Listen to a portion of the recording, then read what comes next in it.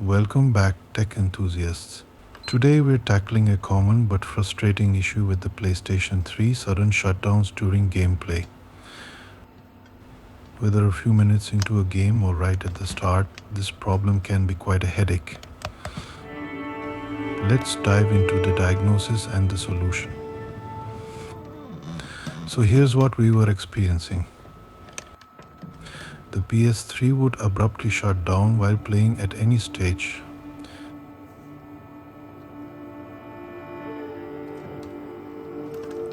Sometimes it would last 2 to 3 minutes, other times it would shut down instantly.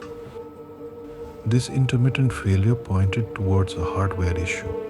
If you conduct some research, you will find that PSUs are known to fail, NEC token capacitors are prone to failure, and the CPU-GPU can have faulty connections.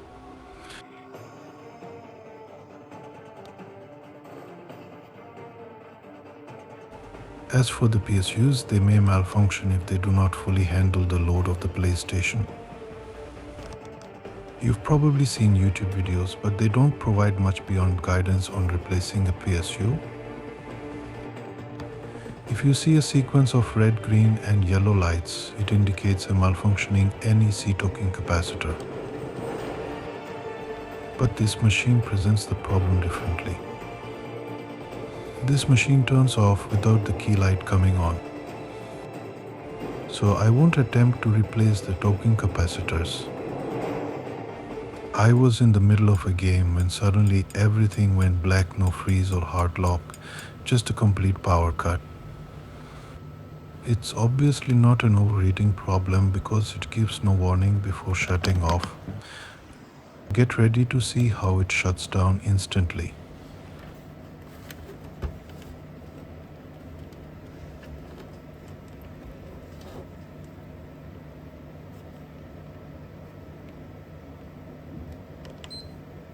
I've been experiencing a frustrating issue where every time I attempt to rerun it, it just keeps shutting off in the same way.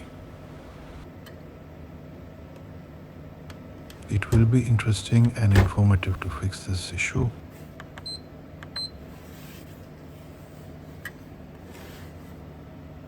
Here we need to disassemble the machine to test it further.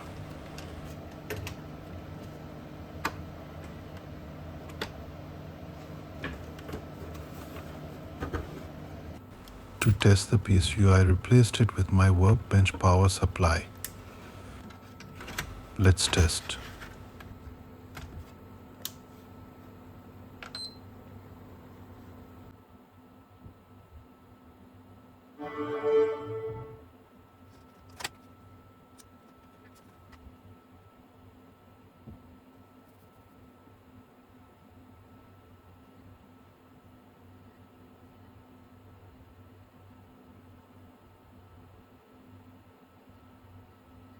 It has been a long wait, hoping it doesn't happen again.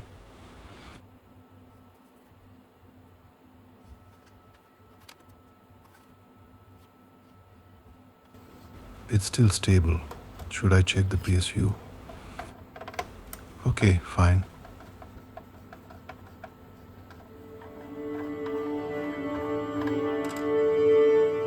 The inadequacy of the power capacitor's capacitance in a PSU often leads to an inability to manage the full workload of the machine.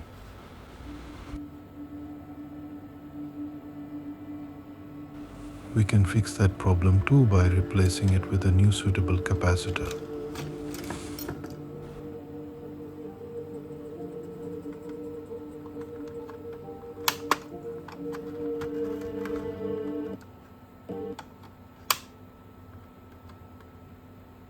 Oh no, that's not the PSU problem, it's off again. It's becoming more of a headache, but not a problem. I always enjoy fixing such bugs.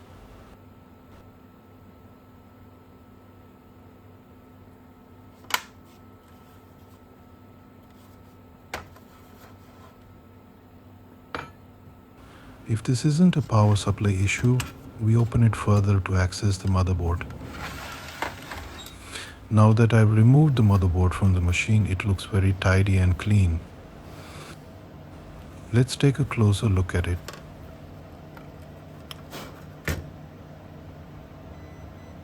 I often use this SMD tester to verify the reliability of these small components. As I have mentioned in my previous videos, if you see this issue, which sections should you check on the motherboard? Don't forget to check these two chips' grounding and coupling resistances. It's really important. Especially important to check the coupling resistances of this chip, because this chip is connected to many major chips on the motherboard. This chip communicates the address of all major chips to the Southbridge chip. As you can see, two addresses are going to each RAM from this chip. If I make you observe it closely, you can see it. Some specific addresses of these two chips are connected to the Southbridge chip. From here, these two addresses are going to the Southbridge, and from this chip, these two addresses are going to the Southbridge.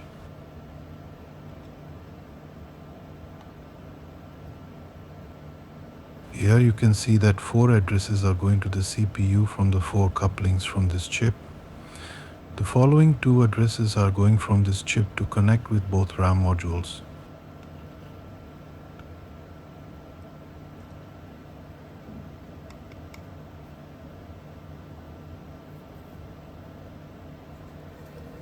The GPU's 4 addressable data couplings are routed to these chips via 4 resistors of 50 ohms value on its backside.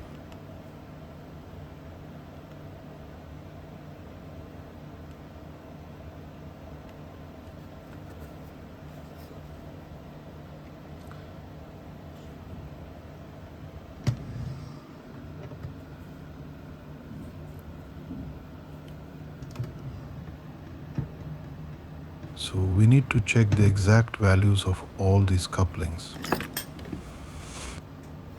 The resistance coupling value on this chip is 33 ohms, while the other chip has a resistance coupling value of around 12 ohms.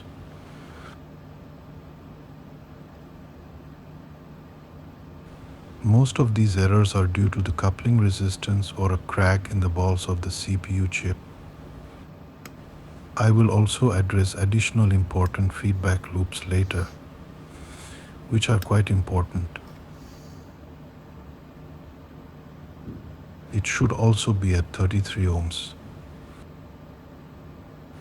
Fine.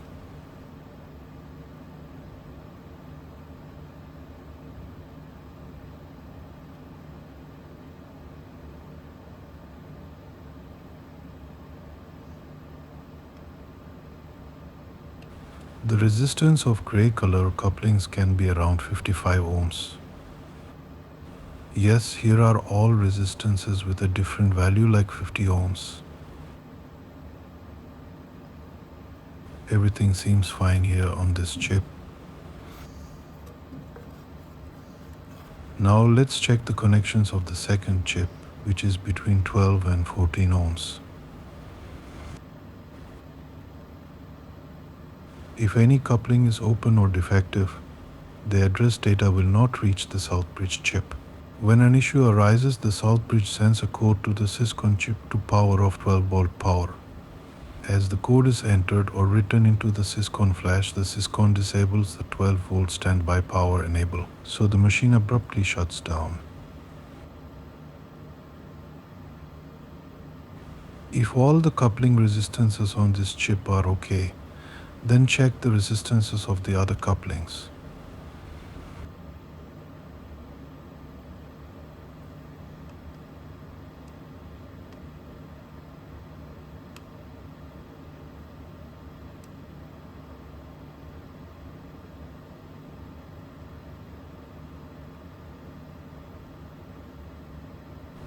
If all this is okay and NAND data is not processing properly with Southbridge and the CPU,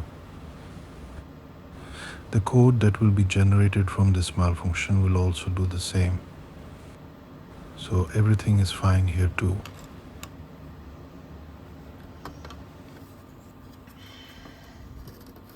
I am checking for cracks or gaps in the solder balls underneath the CPU.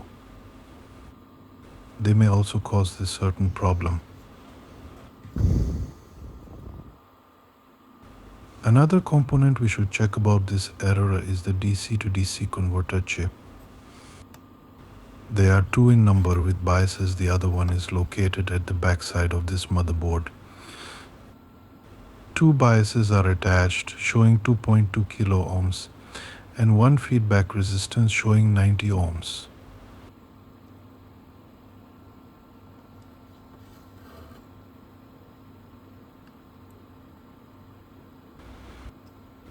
These are correct.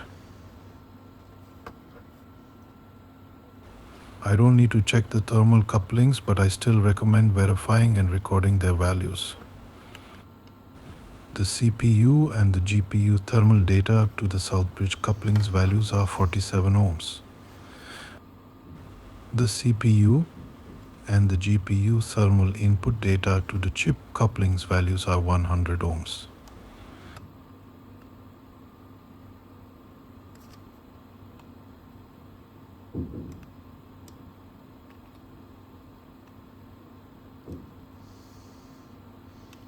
These all are correct as well.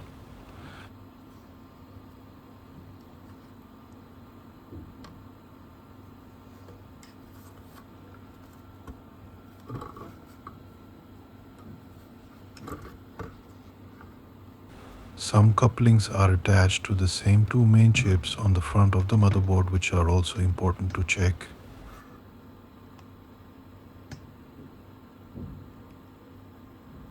Most of them that are connected to one side are 33 ohms and some others can be at 55 ohms.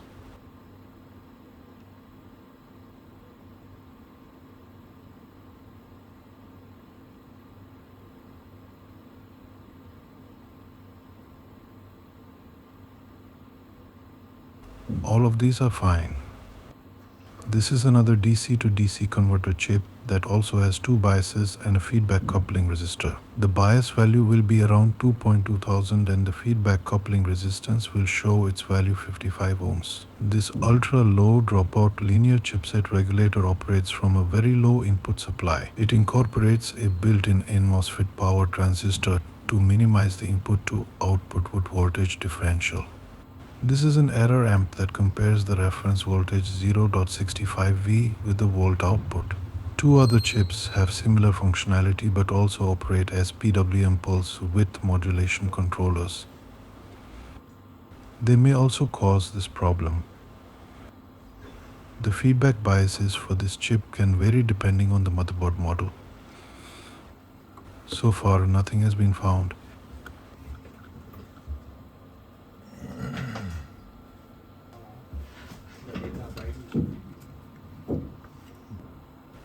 This chip is used for distributing clock signals to various modules installed on the motherboard. This is the second DC to DC converter chip.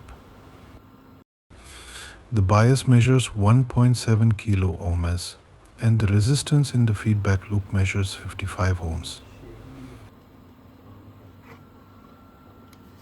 This chip is a PWM used to regulate the power of the GPU chip. Always remember to verify its biases. To verify, you have to take another board of the same model, because these biases are quite different as per SKU models. If you notice any discrepancies in the bias values, please try to replace them.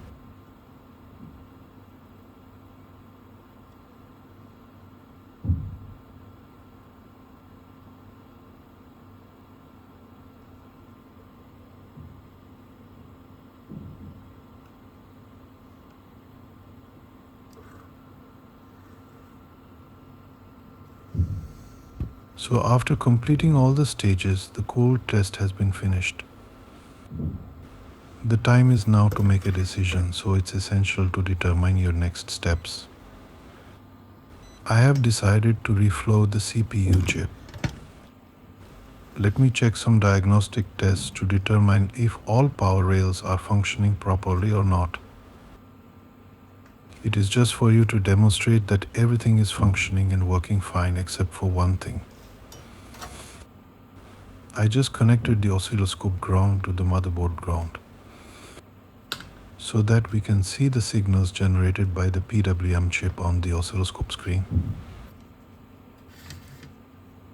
Since the motherboard has to be tested in an active state, it is also necessary to connect the power strip to it. Connected the standby volt power jack. Connected the 12-volt power jack. After powering it on, we can observe PWM chip signals. Fine.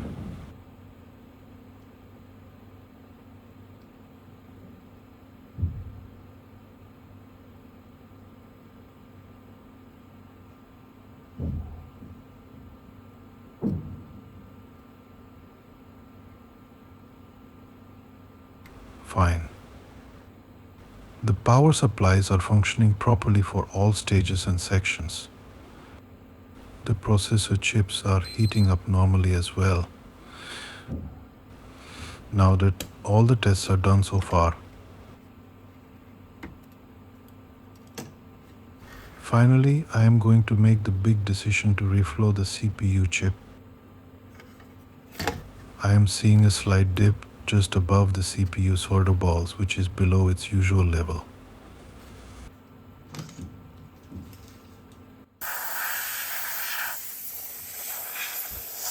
So let's install it on the BGI machine for a reflow process so that this problem can be resolved.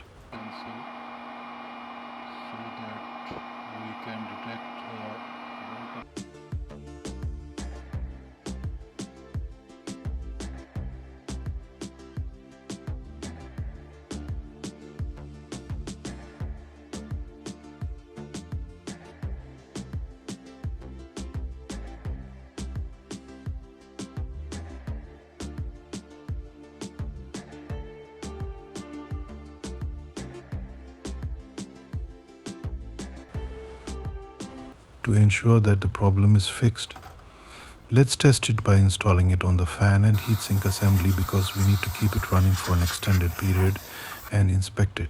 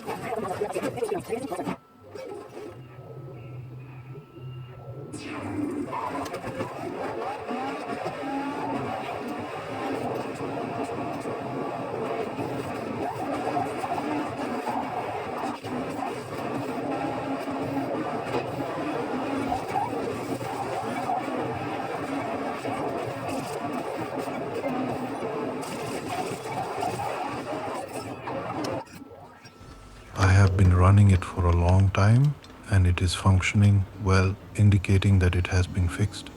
After powering it off, let's try rebooting it again.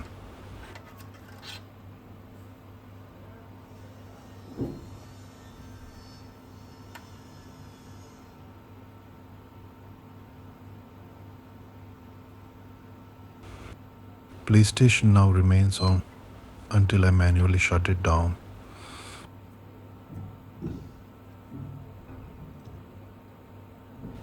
Thank you for watching and have a great time gaming.